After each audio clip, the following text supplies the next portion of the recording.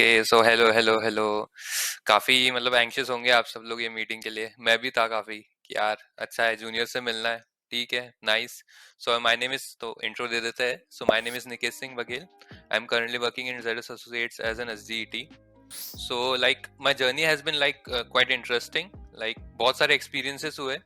सो वो शेयर करना चाहूंगा। कुछ कुछ ऐसे एक्सपीरियंसेस हुए हैं कि यार बोलूंगी कि बड़ा बुरा हुआ मेरे साथ। सो ठीक है, शेयर करते हैं।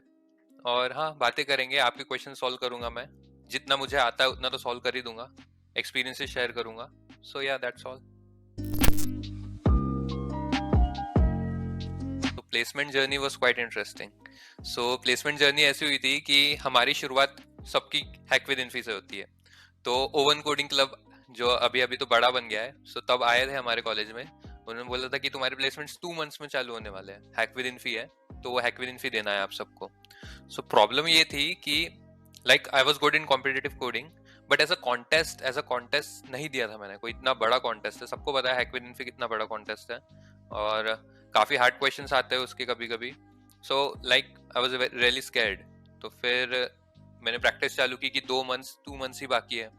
सो हैक विद इन्फी दिया। हैक विद इन्फी दिया तो मेरे 3 में से 2 क्वेश्चंस हुए थे, तो उसके बाद मुझे इंटरव्यू कॉल आ गया। हैक विद इन्फी के लिए मैं सिलेक्ट हो गया 2 क्वेश्चंस के बाद। जो इन्फोसिस का जो पैकेज होता है, पहले तो अभी तो 9 हो गया, पहले 8 होता था, तो उसके लिए सिलेक्ट हुआ। अब बात यह आई कि इंटरव्यू इसके पहले कभी नहीं दिया था। सो लाइक फर्स्ट टाइम जो भी इंटरव्यूज दिए थे वो मॉक इंटरव्यूज थे, लाइक अ रियल इंटरव्यू। ये मेरा फर्स्ट एक्सपीरियंस था। तो गया मैं, तो पहले तो मुझे पता नहीं था कि अब क्या पढ़ना है।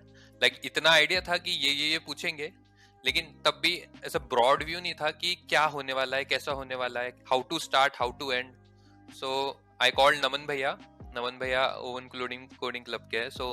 उनसे मैंने पूछा कि कैसे कैसे सॉल्व करना है, क्या क्या पूछेंगे। तो ही वाज लाइक कि इन्फोसिस का इंटरव्यू होता है, जो अपना जो हैक विद इन्फी रिलेटेड जो इंटरव्यूज होते हैं काफी चिल होते हैं, उतना ज्यादा हेक्टिक नहीं होता है। 30 मिनट्स का मैक्स इंटरव्यू होगा, और उसमें मतलब मुझसे एक्चुअली कुछ ज्यादा पूछा नहीं था। एक कोडिंग क्वेश्चन पूछा था, वो भी बहुत ही इजी क्वेश्चन था, लाइक बहुत इजी क्वेश्चन था, वो किसी को भी आ जाएगा। फिर उसके बाद उन्होंने काइंड ऑफ अपना जर्नी पूछा, मतलब मेरी कॉलेज में क्या करते हो, तुम्हें क्या पसंद है, वगैरह वगैरह। वो जो एचआर राउंड होता है वो एक्चुअली मेरा मेन इंटरव्यू था। सो बस उतना इंटरव्यू हुआ and I was selected for it. तो ये पहला था कि ये पहला एक्सपीरियंस काफी इंपॉर्टेंट था, क्योंकि मुझे पता नहीं था कैसा होता है इंटरव्यू। तो ये एक्सपीरियंस की वजह से एक्चुअली मुझे पता चला कि इंटरव्यू कैसा होता है, लाइक फॉर्मली कैसा होता है। पहले इंट्रोडक्शन दो खुद का, इंट्रोडक्शन कैसे देना है वो फिर पता चला कि हाँ इस तरीके से इंट्रोडक्शन देना होता है। ये भी मुझे नमन भैया ने बताया था कि ये ऐसे इस तरीके से काटना है हमको, जैसे कि पहले शुरुआत में क्या बताना है, एंड में क्या बताना है। तो इस तरीके से पहला निकला। फिर उसके बाद कंपनीज ऑन कैंपस प्लेसमेंट्स के लिए आई। पहली कंपनी मुझे याद है फाइवट्रान आई थी। So like I have to say it कि वो मेरा बेस्ट इंटरव्यू था आज तक का। मुझे लगता है कि मैंने अपना बेस्ट दिया था वो इंटरव्यू में, still I was not selected. Like they asked me several questions. Like पहला तो उनने कोडिंग क्वेश्चन पूछा, डीपी रिलेटेड था। वो कोडिंग क्वेश्चन मुझे जम गया था। कोर सब्जेक्ट्स के क्वेश्चन पूछे, वो भी जम गया। फिर जब पता चला कि I was not selected, I was heart broken कि यार ऐसे कैसे हो गया, क्योंकि मुझे याद है कि ये सब क्वेश्चंस तो मुझे आते थे, ये सब मैंने सही से किया हूँ, तो सिलेक्ट क्यों नहीं हुआ। तो I had to analyse that. फिर फाइवट्रान में नहीं हुआ, तो फिर उसके बाद अनलकी हो गया थोड़ा मैं कि आगे इन फ्यूचर एक परसिस्टेंट नाम की कंपनी है, उनकी टेस्ट लिंक नहीं आई मेरे को 9 LPA के लिए। कि यार 9 LPA कैसा, कोई टेस्ट लिंक कैसे नहीं भेज सकता है, कोई पर्टिकुलर कंपनी जो 9 LPA के लिए आ रही है, उन्होंने टेस्ट लिंक ही नहीं भेजी। सिमिलर मेरा Amazon SD के लिए हो गया कि उन्होंने भी टेस्ट लिंक नहीं भेजा। सो वो काइंड ऑफ ऐसा था कि मैं डर गया था कि यार ये ऐसी गलती कैसे हो रही है मेरे साथ। फिर धीरे धीरे धीरे फिर एक बार क्या हुआ कि हम लोग जो टेस्ट देते हैं, सो एक अमेजोन की जो बाकी जॉब्स के लिए आता है ना, जैसे सपोर्ट इंजीनियर हो गया, क्यूए इंजीनियर हो गया, तो उसके लिए आई हमारे कैंपस में। तो उसका टेस्ट लिंक आया मुझे, उसका टेस्ट लिंक मैंने दिया। मैंने कोडिंग क्वेश्चन इस बार भी मेरे सही से सॉल्व हुए, लेकिन still I was not selected. तो द प्रॉब्लम वाज दैट कि माय एप्टी वाज नॉट गुड। मैंने एनालाइज किया खुद को कि एप्टी मेरा अच्छा नहीं था। सो वो एप्टी के थ्रू मैंने फिर, रजत भैया जो है अभी होस्ट है हमारी मीटिंग के, तो वो एप्टी सीरीज लेते हैं, मैंने वो एप्टी सीरीज में इनरोल किया। वो एप्टी सीरीज में इनरोल होने के बाद थोड़ा एप्टीट्यूड सुधरा मेरा। उसके बाद फिर जेडएस एसोसिएट्स आई। जेडएस एसोसिएट्स आई, अच्छा खासा पैकेज लेके, तो वो दिया, फिर वहां सिलेक्ट हो गया।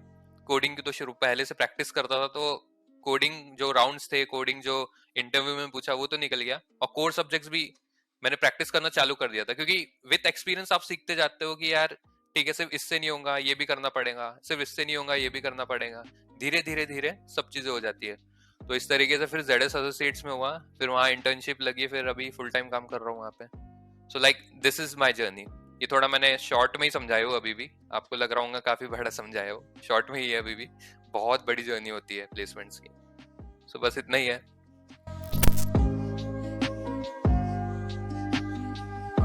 Okay, so resources is like second year से कॉम्पिटिटिव चालू किया था मैंने, सेकेंड ईयर के एंड में। ओके, सेकेंड ईयर के एंड में कॉम्पिटिटिव कोडिंग चालू किया था, तो तब मैं कोड शेफ और कोड फोर्सेस करता था। सो फिर धीरे धीरे पता चला कि सिर्फ कोडिंग इंपॉर्टेंट भी नहीं है, कोर सब्जेक्ट्स भी पढ़ना है। सो कोर सब्जेक्ट्स पढ़ा मैंने, लाइक CN हो गया, DBMS हो गया, OS हो गया, DSA हो गया, फिर ऐसे ऐसे पढ़ना चालू किया। अब ये पढ़ा कहाँ से, जैसे कि कॉम्पिटिटिव कोडिंग बोलूँ मैं, अगर आप इंटरव्यू के लिए जा रहे हो या फिर कोई ऑनलाइन ऑनलाइन कोडिंग राउंड के लिए जा रहे हो, तो उसके पहले आई वुड सजेस्ट कि लीड कोड करके जाओ। ओके, ठीक है, आपकी कॉम्पिटिटिव कोडिंग तो अच्छी ही होंगी ना, अगर आपने पहले किया है तो कोड फोर्सेस, कोड शेफ जो किया है वो पहले अच्छा ही होगा आपका। उसके बाद मैं प्रिफर करता हूँ कि लीड कोड जाओ, लीड कोड में थोड़े क्वेश्चन सॉल्व करो, 100 क्वेश्चन 200 क्वेश्चंस, तो आपको ग्रिप आ जाता है वो कि एक्चुअल इंटरव्यू में कैसा होगा और एक्चुअल कोडिंग राउंड में कैसे क्वेश्चन पूछने वाले, क्योंकि आपसे वो कोड फोर्सेस लेवल के क्वेश्चंस बहुत हार्ड वाले तो नहीं पूछने वाले, वो एक पर्टिकुलर लेवल के क्वेश्चन पूछते हैं, जैसे अमेजोन किस टाइप के क्वेश्चन पूछता है, तो आपको आइडिया हो जाता है लीड कोड से कि कैसे क्वेश्चन पूछने वाले हैं। तो लीड कोड किया, तो ये हो गया हमारा सिंपल कोडिंग के लिए, कोडिंग DSA के लिए। अब कोर सब्जेक्ट्स का मैं बताऊँ तो कोर सब्जेक्ट्स के लिए मैंने प्रिपेयर, मैं एक्चुअली एक चीज बताऊँ आपको, कोर सब्जेक्ट्स के लिए अगर प्रिपेयर करना है ना, तो खुद के डॉग्स बनाओ। जैसे कि मैं क्या करता था, जैसे मुझे DBMS पढ़ना है, मुझे OS पढ़ना है, तो मैं गीक्स फॉर गीक्स तो सबको ही मालूम है, गीक्स फॉर गीक्स गया, वहां से पढ़ा चीजें कैसे कैसे होती है। यूट्यूब गया, यूट्यूब से पढ़ा, जैसे कि यूट्यूब में DBMS के लिए संचित जैन काफी मशहूर है, सो फिर यूट्यूब के वीडियोस पढ़ा। ओवन कोडिंग क्लब्स के जो सीनियर्स हैं हमारे, उनसे थोड़ी गाइडेंस लिया कि कहाँ से पढ़ूं, तो उन्होंने मुझे बताया कि Geeks for Geeks is the best, तो गीक्स फॉर गीक्स से मैंने पढ़ा, टॉपिक्स डिवाइड किया। अब ये पढ़ने के बाद सबसे मेन थिंग आती है कि कोर सब्जेक्ट है, भूलने वाले पक्के से, उनको वापस रिवाइज कैसे करना है। तो उसके लिए आई विल सजेस्ट कि मैं खुद के डॉक्स बनाता था, गूगल डॉक्स। तो गूगल डॉक्स में मैं हेडिंग वाइज खुद के लैंग्वेज में, हिंदी में लिखना है हिंदी में लिखो, इंग्लिश में लिखना है इंग्लिश में लिखो, जिससे मुझे एक्चुअली अच्छे से समझ में आए, मैं उस तरीके से लिखता था। और पूरे मैंने डॉक्यूमेंट्स बना के रखे थे हर सब्जेक्ट के, OS का अलग से डॉक्यूमेंट जिसमें मैं बस एक बार आंख फेरूंगा तो मुझे सब चीजें याद आ जाएंगी। DBMS के लिए भी एक पर्टिकुलर डॉक जिसमें सिर्फ आंख फेरना है मेरे को कि यहाँ है यहाँ है, ऐसा फ्लो चार्ट बना के रखा था कि यहाँ से यहाँ जाना है, फिर ये पढ़ना है। तो ऐसा मैंने पूरा पढ़ा, और मुझे हार्डली 30 मिनट्स लगते थे रिवाइज करने के लिए, जो एक्चुअली पूरा दिन लग जाता है कोई पर्टिकुलर जो कोर सब्जेक्ट हमें अगर रिवाइज करना है तो मैं यही सजेस्ट करूंगा कि पहले गीक्स फॉर गीक्स जाओ, पढ़ो चीजें अच्छे से, पढ़ो कि कहाँ पे कौन सा टॉपिक है, और फिर खुद के डॉक्स बनाओ, खुद के डॉक्स बनाओ, अपनी लैंग्वेज में लिखो जिससे तुम्हें सबसे अच्छे से समझ में आए। क्योंकि अगर तुमको कोई चीज समझना है ना, तो तुम्हें सबसे अच्छे से तुम खुद ही खुद को समझा सकते हो, तो इसलिए खुद की लैंग्वेज में लिखो। तो ताकि एग्जाम्पल्स भी खुद के लिखो यार, खुद के एग्जाम्पल्स बनाओ, खुद के एग्जाम्पल्स लिखो, तो डॉग से अपने आप समझ में आ जाता है। तो मैंने खुद के डॉग्स बनाया था कोर सब्जेक्ट्स के लिए। हाँ, और बस इतना ही है प्रिपरेशन के लिए, बस इतना ही लगता है। और एप्टी सीरीज के लिए एक वेबसाइट थी, सो वेबसाइट रजत भैया आपको एक्चुअली अच्छे से बता पाएंगे, एप्टी रिलेटेड वेबसाइट, तो वहां से पढ़ा था मैंने। और वो एप्टी मैं ऐसा बोलूंगा कि जरूरी नहीं है आप अभी से चालू करो, अगर आप सेकेंड ईयर में हो, आप प्लेसमेंट्स के 3 मंथ्स 4 मंथ्स बैक भी चालू कर सकते हो, एप्टी निकल जाता है। मेन जो है आपको कोडिंग जल्दी चालू करनी चाहिए, उसके लिए लीड कोड है, कोड शेफ है, कोड फोर्सेस है, हैकर अर्थ है, अगर आपको कॉन्टेस्ट देना है तो हैकर अर्थ में भले ही आप सेकेंड ईयर में हो, कॉन्टेस्ट देते जाओ, तो आपको आइडिया हो जाता है कि प्लेसमेंट में कैसे क्वेश्चंस आने वाले हैं। और कोर सब्जेक्ट्स के लिए तो बताइए है मैंने कि खुद के डॉग्स बनाओ और गीक्स फॉर गीक्स से पढ़ो, तो बस इतना ही है। सबसे बड़ी मिस्टेक है कि आप कोडिंग सबसे जल्दी चालू नहीं करते हो। देखो, आपको इंटरव्यू में जाना है, आपको अपने प्रोजेक्ट्स बताना है, वेल एंड गुड, लेकिन कोडिंग ही नहीं आएंगे तो पहला जो अपना कोडिंग राउंड है वही नहीं निकल रहा है, तो इंटरव्यू तो दूर की बात है।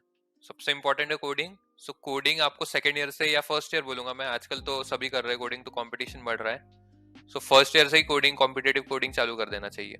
ओके, अगर आप अभी थर्ड ईयर में हो तो चालू कर दो, लाइक बहुत जरूरी है, क्योंकि उसके बिना आपको इंटरव्यू में ही नहीं बैठने मिलेगा। सो सबसे इंपॉर्टेंट चीज है कोडिंग चालू करो पहले, competitive coding, code forces, code chef, leet code, hacker rank, जहां से भी करना है जो आपको बेटर लग रहा है एज अ बिगनर वो करो, फिर उसके बाद दूसरी वेबसाइट्स पे जंप करना। अब ये हो गई अपनी कोडिंग की बात। अब कुछ लोगों को ऐसा कंफ्यूजन रहता है कि डेवलपमेंट करे कि कोडिंग करे, कौन सा ज्यादा जरूरी है। तो I used to maintain a ratio, मैं रेशियो मेंटेन करता था 60:40 का, और अभी तो मैं बोलूंगा कि 70:30 का रेशियो मेंटेन करो। 70% ध्यान आप लोग कॉम्पिटिटिव कोडिंग और कोर सब्जेक्ट्स को दो, 30% जो है वो आप डेवलपमेंट में प्रोजेक्ट्स को दो। तो सर जब खुद का शेड्यूल बनाओगे ना तो चीजें आसानी से होंगी। अब आप पूरा फोकस डेवलपमेंट पे दे रहे हो, रिएक्ट जेएस सीख रहे हो, बैकएंड सीख रहे हो, जांगो सीख रहे हो, अलग अलग चीजें सीख रहे हो, और कोडिंग ही नहीं आ रही है, तो फायदा नहीं है ना। क्योंकि अगर आपको कोडिंग आती है तो जो जांगो है, जो आपके डेवलपमेंट वाली जो फ्रेमवर्क्स है वो आपको आसानी से आएंगे, क्योंकि फिर सिर्फ सिंटैक्स सीखना है, लॉजिक बनाना आपको आता है। Okay, so logic banana is very important. सबसे पहले लॉजिक बनाना सीखो, फिर कूदो ये डेवलपमेंट में। तो ये सबसे बड़ी मिस्टेक है। अब जो दूसरी मिस्टेक्स जो प्लेसमेंट के समय करते हैं वो है कि खुद को एनालाइज नहीं करते। ओके, मिस्टेक्स से सीखते नहीं है। तो लाइक पहले तो सबसे इंपॉर्टेंट चीज, ईगो नहीं आनी चाहिए हमारे बीच में। ठीक है, हमारा दोस्त प्लेस हो गया है तो सबसे पहले उससे पूछना चाहिए कि यार तूने कैसे किया, तेरे रेज्यूमे में क्या है, तूने कैसे प्रिपेयर किया, तेरे उससे क्वेश्चन क्या पूछे थे। तो ये एक्सपीरियंसेस जमा करो लोगों के, दूसरों के एक्सपीरियंसेस से सीखो, खुद के एक्सपीरियंस से सीखो। जब तक कि आप ये डेटा गैदर नहीं करोगे ना कि यार इसको ऐसा क्वेश्चन पूछा था तो मुझे ये क्वेश्चन नहीं आता है तो ये जल्दी से कर लेता हूँ, ऐसे ऐसे क्वेश्चन पूछे हैं, इस तरीके से वो बात करता है, उसकी कम्युनिकेशन स्किल्स कैसे है, जब तक ये एनालाइज नहीं करोगे तो नहीं होगा। लाइक वो मिस्टेक ही रह जाएंगी। एक पॉपुलर कोट है कि mistakes are mistakes only when you choose to learn nothing from them. So जब तक के खुद सीखोगे नहीं वो मिस्टेक से, तो वो एज एन एक्सपीरियंस काम नहीं आएगा आपके। सो सबसे इंपॉर्टेंट चीज है वो कि दूसरों के एक्सपीरियंसेस से सीखो, उससे शर्माना नहीं है कि यार तूने कैसे किया मुझे बता। ये तो एक्चुअली आगे जाके पूछना चाहिए कि कैसे किया मुझे बता, मुझे भी करना है। ओके, ये सीखो। ओके, सो ये इंपॉर्टेंट चीज है कि एक्सपीरियंस से सीखो। बस इतना ही है, और कुछ नहीं है, बस यही मिस्टेक करते हैं। एक पर्टिकुलर ना फ्लो होता है रेज्यूमे का, जैसे कि मैं जो फ्लो फॉलो करता हूँ, अगर आप एज अ फ्रेशर जा रहे हो तो सबसे पहली चीज इज को नाम डालना है अपना, जो सब डालते हैं। उसके बाद आपका कॉलेज और सीजीपीए आता है, सब डालते हैं वो दो चीजें। अब उसके बाद चीजें आती है जो ये चीजों पे फोकस होता है इंटरव्यू का, कि यहाँ से मुझे देखना है कि ये बंदा कैसा है। अब वो देखेगा, आपकी स्किल्स देखेगा। अब आप जो स्किल्स लिख रहे हो अपने, ऐसा रिडंडेंट स्किल्स नहीं लिखना है कि एक लाइन में रिएक्ट जेएस, जांगो, एसक्यूएल, एक लाइन में पूरे कॉमा कॉमा कर करके पूरे स्किल्स लिख दिया। वो बहुत ही खराब दिखता है, और इंटरव्यू देख के समझ जाएगा कि यार इसने नेट में गया, नेट में फ्रंट एंड स्किल्स सर्च किया, कॉपी किया, पेस्ट किया, फिर कॉमा करके बैक एंड स्किल्स सर्च किया, कॉपी किया, पेस्ट किया। सो ये समझ जाता है। तो डिवाइड करो अपने स्किल्स को। फॉर एग्जाम्पल मैं कैसे डिवाइड करता हूँ, मैंने स्किल्स लिखा, स्किल्स के अंदर मैंने फ्रंट एंड डाला, फ्रंट एंड में कौन से स्किल्स आते हैं मुझे वो लिखा। फिर उसके बाद बैक एंड डाला, बैक एंड में कौन से स्किल्स आते हैं वो लिखा। लैंग्वेजेस डाला, जैसे मुझे जावा, पाइथन, सी प्लस प्लस, ये 3 लैंग्वेजेस अगर आती है तो वही लिखना जिसमें आप 2 लैंग्वेज ऐसे लिखना जिसमें आप सबसे ज्यादा कॉन्फिडेंट हो। ठीक है, for example for me it's Java and Python, तो मैंने वो 2 लैंग्वेजेस लिखा कि जावा एंड पाइथन। ओके, क्योंकि इंटरव्यू जब आपसे क्वेश्चन पूछेगा ना, वो सबसे पहली चीज देखेगा कि कौन सी लैंग्वेज आती है, फिर उस हिसाब से क्वेश्चन पूछेगा। ओके, ये डाल दिया कौन सी लैंग्वेज आती है। फिर एडिशनल स्किल्स, अब वो एडिशनल स्किल्स में पूरा 2-3 लाइन का नहीं भरना है, 2-3 स्किल्स ही डालना है उसमें, क्योंकि एडिशनल स्किल्स 2-3 ही होते हैं, बहुत ज्यादा नहीं होते हैं। फॉर एग्जांपल अगर आपको डॉकर आता है, 2-3 लाइन में लिखो और कुछ ज्यादा जरूरत नहीं है। फिर स्किल्स के बाद आती है एक्सपीरियंस। ओके, वो देखेंगे आपको कितना एक्सपीरियंस है कोई पर्टिकुलर स्किल में, या फिर आपने कुछ अचीव किया है क्या अपनी लाइफ में। तो skills are, experiences are like, अगर आपने कोई इंटर्नशिप की है, सो पहले तो वो इंटर्नशिप के बारे में लिखो, वो बहुत इंपॉर्टेंट है। Okay, internship is very important, it will highlight your resume कि इसके पास एक ऐसे वर्ल्ड का रिज्यूमे है, ऐसे वर्ल्ड का एक्सपीरियंस है जिसमें वो अभी घुसने का है, कॉर्पोरेट वर्ल्ड का एक्सपीरियंस। ओके, 3 मंथ इंटर्नशिप जो भी करे होंगे आपने, तो वो इंटर्नशिप लिखो, भले ही कैसे भी इंटर्नशिप हो, इंटर्नशिप लिखो। इंटर्नशिप के बाद आते हैं हमारे प्रोजेक्ट्स। अब ये जो पार्ट है ना प्रोजेक्ट्स का, दे आर वेरी इंपॉर्टेंट, क्योंकि आपका जो इंटरव्यू होगा, मे बी 1 आवर का अगर इंटरव्यू हुआ, 20 to 30 minutes it will be on that particular project. So project ऐसा है कि आपको बहुत सारे प्रोजेक्ट्स नहीं लिखने और बहुत कम भी नहीं लिखने। फॉर एग्जाम्पल मैंने 2 प्रोजेक्ट्स डाले, भले मेरे 6 प्रोजेक्ट्स होंगे, मैंने उसमें से 2 बेस्ट ढूंढे और वो 2 बेस्ट प्रोजेक्ट डाला हूं मैंने, जिसके बारे में मुझे सब पूरा अच्छे से पता है। तो मैंने वो प्रोजेक्ट्स के बारे में लिखा कि प्रोजेक्ट कैसा है। उसमें आप प्रोजेक्ट में सिर्फ नाम नहीं लिख देना है, प्रोजेक्ट के साथ हमको लिंक भी अटैच करनी है। सो प्रोजेक्ट का नाम लिखना है, वो प्रोजेक्ट में के जो नाम है उसमें लिंक अटैच करनी है, गिटहब लिंक वो पर्टिकुलर प्रोजेक्ट की। और बुलेट पॉइंट्स में, सब हेडिंग में बुलेट पॉइंट्स में उस प्रोजेक्ट के बारे में थोड़ा थोड़ा समझा देना। पूरी राम कथा नहीं समझानी है हमको, छोटा छोटा समझाना है कि क्या क्या किया, कौन सी टेक्नोलॉजी यूज की। For example technology stack use कर सकते हो, कौन सा डेटाबेस यूज किया है वो लिख सकते हो, और प्रोजेक्ट करता क्या है, ये 3 चीजें। ओके, ऐसे ही दूसरे प्रोजेक्ट के लिए भी करो। सो प्रोजेक्ट्स आर दिस सिंपल कि इतना लिखना है। फिर उसके बाद तो अचीवमेंट्स आती है। अब अचीवमेंट्स आपको पता है आपने क्या अचीव किया है, अचीवमेंट्स और सॉफ्ट स्किल्स में अगर आपको ओके, मैं इनको म्यूट कर सकता हूँ, हाँ। सो सॉफ्ट स्किल्स और रेज्यूमे, कहा था मैं, सॉफ्ट स्किल्स और अचीवमेंट्स, ये आपको पता है। आप अचीवमेंट्स कुछ भी लिख सकते हो, लेकिन इट शुड बी फोकस्ड उस जॉब प्रोफाइल के लिए। फॉर एग्जाम्पल अगर आप कोर्टशेफ में एक पर्टिकुलर रैंक आया आपका कभी, तो वो लिख सकते हो। आपने कोई हैकेथॉन में पार्ट लिया है तो वो लिख सकते हो। ओके, हैकेथॉन में पार्ट कर लेके आप सेकंड थर्ड रैंक आए हो, as a participation certificate type नहीं लिखना है। ओके, इस तरीके से लिख सकते हो। और एक इंपॉर्टेंट चीज है कि जो भी रेज्यूमे है, ऑनेस्ट रहना है रेज्यूमे में। अगर एक भी गलती पकड़ लिया ना इंटरव्यूअर ने कि यार इसने ये झूठ लिखा है, तो आपका कैरेक्टर डिफाइन हो जाएगा वहां पे कि ये तो झूठ बोलता है। ओके, क्योंकि उसको ऑब्वियसली आपको 1 घंटे में जज करना है। सो 1 घंटे में वो आपको जज कर रहा है कि ये कैसा है, मेरी कंपनी के लिए है कि नहीं है। तो उसमें अगर उसने बोल लिया, उसने देख लिया कि ये तो झूठ बोलता है, तो ऑब्वियसली कोई भी नहीं लेगा। तो ऑनेस्ट रहना है। और अगर रेज्यूमे रिलेटेड एक और चीज बताओ काफी इंटरेस्टिंग, तो मैं क्या करता हूँ कि हर जॉब प्रोफाइल के लिए अलग रेज्यूमे। फॉर एग्जाम्पल आपके पास बहुत सारे स्किल्स होंगे, अब ये उनके लिए जो जिनके पास बहुत कुछ आता है, बहुत सारे स्किल्स है उनके पास। जैसे कि आपको मशीन लर्निंग भी आता है, आपको टेस्टिंग भी आती है, आपको डेवलपमेंट भी आता है।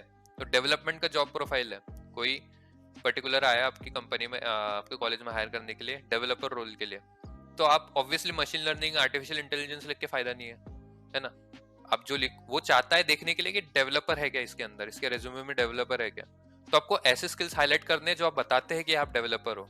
ओके, तो उस वैसे स्किल्स लिखो जो बताए कि आप डेवलपर हो। आप टेस्टिंग के लिए आ रहे हैं, तो टेस्टिंग के लिए ऐसा रिज्यूमे बनाना पड़ेगा जहाँ पे वो देखे कि आप एक टेस्टर हो। ओके, फॉर एग्जाम्पल टेस्टिंग के लिए अगर आपको लिखना है तो आप लिख सकते हो कि कोडशेफ में मैंने डिफरेंट कॉन्टेस्ट मैंने बनाए हैं और उसमें टेस्ट केसेस खुद से लिखे हैं। ओके, कोडशेफ के कॉन्टेस्ट जो हम लोग नहीं होते, कोडशेफ चैप्टर होता है अपना कॉलेज का, तो वो लोग खुद से टेस्ट केसेस भी बनाते हैं, तो वो टेस्ट केसेस मैंने बनाए हैं। तो इस तरीके से आप बता सकते हो कि यार ये जॉब प्रोफाइल के लिए मैं क्यों परफेक्ट हूँ। तो इस तरीके से रेज्यूमे बनता है। तो काफी बता दिया शायद मैंने। ये फॉलो करोगे तो हो जाएगा। रेज्यूमे इतना ही होता है, ज्यादा कॉम्प्लेक्स नहीं बनाना है, रेज्यूमे को रंग बिरंगा नहीं बनाना है, सिंपल ब्लैक एंड व्हाइट रखो और सिंपल रखो, हो जाता है सबसे। बस इतना ही है। एज अ फ्रेशर देखो, आपका 1 पेज रेज्यूमे ही रहना चाहिए क्योंकि आपके पास एक्सपीरियंस ही नहीं है।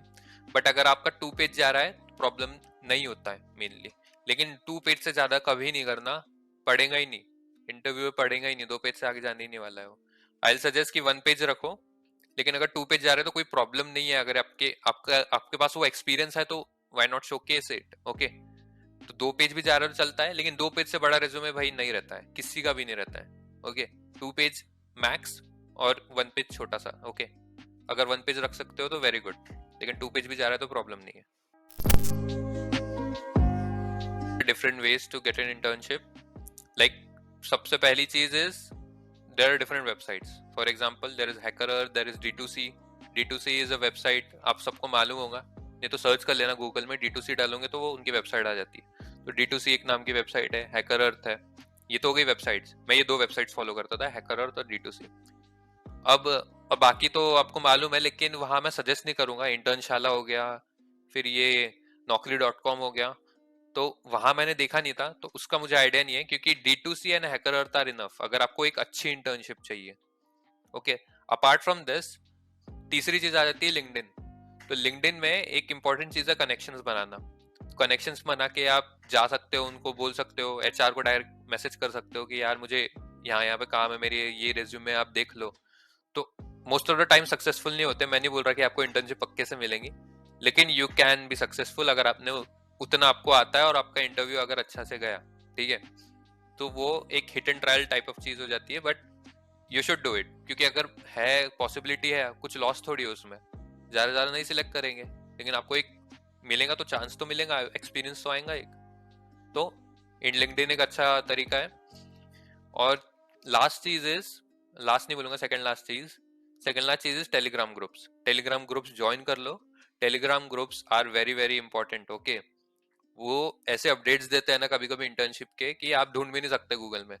तो टेलीग्राम ग्रुप्स ज्वाइन कर लो, डिफरेंट ग्रुप्स है, सर्च ही करोगे टेलीग्राम में तो वहाँ पे इंटर्नशिप रिलेटेड बहुत सारे ग्रुप्स हैं। तो ग्रुप्स ज्वाइन कर लो, वो नोटिफिकेशंस भेजते हैं, खुद के इंटर्नशिप अपॉर्चुनिटीज डालते हैं, तो वहां से बहुत हेल्प हो जाती है।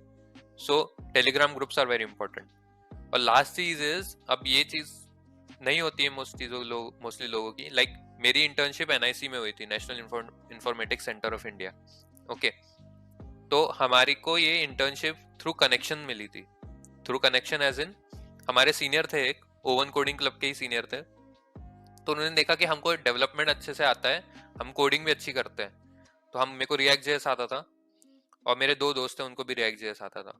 तो दे सॉ दैट इनको अच्छा खासा बनाना आ जाता है, और कोडिंग तो लॉजिक तो ये डिफाइन कर ही लेते, क्योंकि अच्छे कॉम्पिटिटिव कोडिंग वो जानते थे कि हम लोग करते हैं, क्योंकि ओवन कोडिंग क्लब के थे हम लोग। तो उन्होंने हमको बोला कि तुम लोग इंटर्नशिप करोगे क्या एज एन एक्सपीरियंस, क्योंकि हमारा कनेक्शन बना हुआ था, हमने बहुत सारे लोगों से बोल के रखा था कि यार हमको इंटर्नशिप ढूंढना है। तो उन्होंने खुद रीच आउट किया कि यार मुझे सुनने को मिला कि आपको इंटर्नशिप चाहिए, तो आप करोगे मेरे साथ काम करोगे? तो हमने बोल दिया हाँ, आप बता दो कहाँ है। So we went to that particular National Informatics Centre of India. So they saw skills, they saw how what we can do, they saw our projects. तो वो प्रोजेक्ट्स देखे उन लोगों ने, और फिर वो उनको पसंद आया, तो उसके बाद उन्होंने हमको हायर कर लिया एनआईसी में। फिर हमने उनको एक ऐप बना के दिया 12th के स्टूडेंट्स के लिए, वो ऐप डिप्लॉयड भी है प्ले स्टोर में। सो इस तरीके से हम, मेरे को इंटर्नशिप हुई थी, वो 3 मंथ्स की इंटर्नशिप थी और बहुत ही अच्छा एक्सपीरियंस था। सो इस तरीके से भी इंटर्नशिप मिलती है कनेक्शंस बनाने से। आपको सीनियर से कांटेक्ट रखना चाहिए हमेशा कि यार मुझे इंटर्नशिप चाहिए, आप कुछ बता दो, कुछ गाइडेंस दे दो। तो वो कभी कभी ना सीनियर ही आपको मदद कर देते हैं कि यार यहाँ पे मेरा काम है, मैं तुझे दिला देता हूँ, मैं तुझे मदद कर देता हूँ। ओके, सो इस तरीके से भी मिल सकती है।